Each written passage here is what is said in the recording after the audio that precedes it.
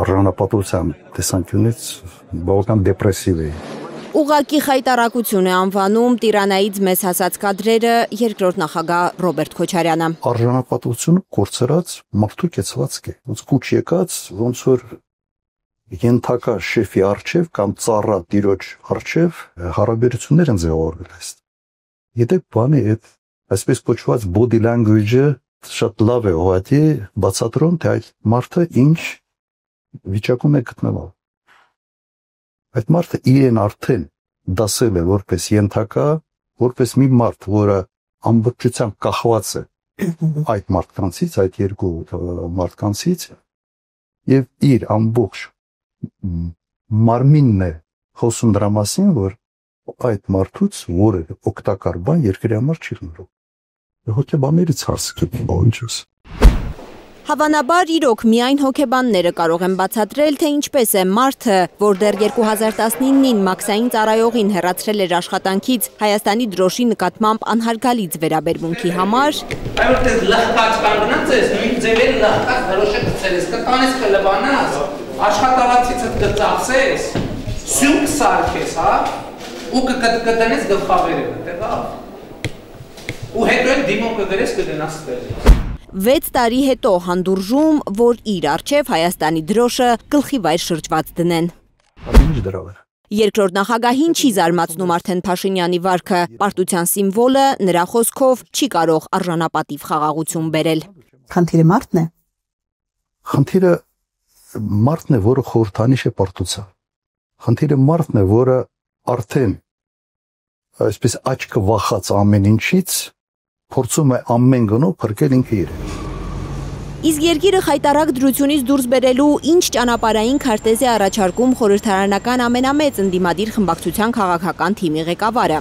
Լրագրողները փորձում են հասկանալ, արդյոք մի իրավիճակում ենք, երբ մարդկանց հորդորում են չկրել թուրքական հագուստ, բայց չեն առաջարկում որևէ այլ ընտրանք, ու մարդիկ հնարավոր է բոլորովին մերկ մնան։ Ու փոքր երկիրը կարող է եւ պետք է որոշակի կոմպլեմենտորության քաղաքականություն ունենա, բայց ինքը չի կարող շպագատի մեջ լինել։ Ռոբերտ Քոչարյանը իր պատկերացումն է ներկայացնում։ Նախ ասում է, պետք է գնահատել երկրի պոտենցիալը։ Նայեք, մեր տարածաշրջանն ուղղակի քարտեզին նայեք։ Հարավային Կովկասը հյուսիսում, Ռուսաստանն է հարավում, Թուրքիա, Իրան։ Այսօր մտածել, թե եվրոպացի կարող է Հայաստանում որևէ անվտանգային հարց լուծել, միամտություն է կամ մանկամտություն է, դա ճիշտ։ Ոչինչ չկա։ Հա, Մակրոնը ինչ որ մի սիրուն հայտարարություն կանի, մենք կուրախանանք, միգուցե ոնց Հայաստանի վարչապետին մի հատ վարչապետի հետ կգրկա խառնվի, ինքը սիրում է գրկա խառնվել ընդհանրապես, դրանով ամեն ինչ ավարտվում։ Հիմա կա 3 պետություն, որոնք հողի վրա այս տարածաշրջանում իրականում կարող են դերակատար լինել։ Կրկնեմ, Ռուսաստան, Թուրքիա, Իրան։ Հիմա որ երկիրն է մեզ ավելի հոգեհարազատ։ Այստեղ ըստ Ռոբերտ Քոչարյանի երկրորդ կարծիք լինել չի կարող։ Տարածաշրջանային խոշոր դերակատարներից տնտեսական ավելի ամուր կապեր Հայաստանը ունի Ռուսաստանի հետ։ Այդ երկիրը եղածներից ամենահզորն է ռազմական ու տնտեսական պոտենցիալով եւ ավելի մոտ է մեզ մշակութային առումով։ Կարող է Թուրքիայի հետ մենք ունենանք այս ինչ որ ասում եմ, այս բոլոր կոմպոնենտները կան, թե չկան, երկը չկա։ Ակնհայտ վերևում է, որ Թուրքիայում Օսմանյան երազանքը նոր ինչ որ զարգացում է ստանում։ Թուրքիան փորձում է իր առաջնորդությամբ միավորել թուրքախոս երկրներ։ Նույնիսկ հիմա խոսում են ընդհանուր ռազմական ուժերի մասին։ Սա սպառնալիք է թե ոչ։ Երբ է սպառնալիք։ Բայց մի հատ հասկանանք, Թուրքիայի այս տարածաշրջանում ով կարա զսպել։ Ինձ անուն տվեք մի երկրի, որը ի վիճակի է այս տարածաշրջանում զսպել Թուրքիայի։ Էստոնիան։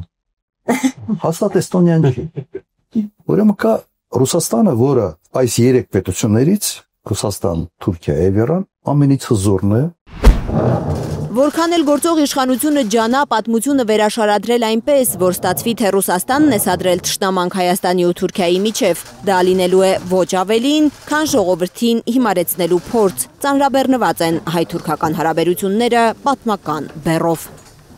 Մենք այդքան խելք չունենք ինքներս հասկանանք, թե մեր հետ ինչ է պատահել եւ Ռուսաստանը մեզ պիտի չհատելուցի։ Իրականում ես սա եւ անլուրջ եմ համարում եւ առաջերտին անհարգալից վերաբերմունք հենց հայ ժողովրդին նկատմամբ։ Միթե մտադիր է Ռոբերտ Քոչարյանը Հայաստանը Ռուսաստան-Բելարուս միութենական պետության կազմ մտցնել։ Ինձ փորձում են անընդհատ ինձ կապել միութենական պետության միանալու թեզը։ Ռոբերտ Քոչարյանի ծիծաղն է հարուցում այս պնդումը։ Ասում է իր 1 տասնամյակի կառավարման ընթացքում անգամ խոսք չի եղել այդ մասին։ Նախագահել Ու այնպես էլ չէ, թե այդ միությունում գրկաբաց սպասում են Հայաստանին։ Նույնիսկ մեծ հարց է, թե մենք այդ հարցը դնեինք, իրենք մեզ հալա նախապայմաններ կդնեին, թե ոչ։ Ըստ տպավորությունը այնպեսին է, որ սենց կաղնած սպասում են, թե երբ կկլանեն Հայաստան այդ միության մեջ։ Ես ձեզ անկեղծությամբ ասում եմ, երբևէ այդ խոսակցությունը իմ հետ չեն ունեցել։ Ժողովրդական վախը, թե միութենական պետությունը հարվածելու է Հայաստանի ինքնիշխանությանը, եւս մեկ հորինվածք է Քոչարյանի համոզմամբ։ Միութենական պետությունը ասենց բոբոս արկելու կոնտեքստի մեջ նաեւ հետևելն էին ասում, չէ, որ համեր ինքնիշխանության կորուստ եղել է։ Հիմա համատեք միութենական պետության ինքնիշխանության կորուստը, այսպես ասենք, եւ Եվրոմիության։ Համացան եզրեր չկա։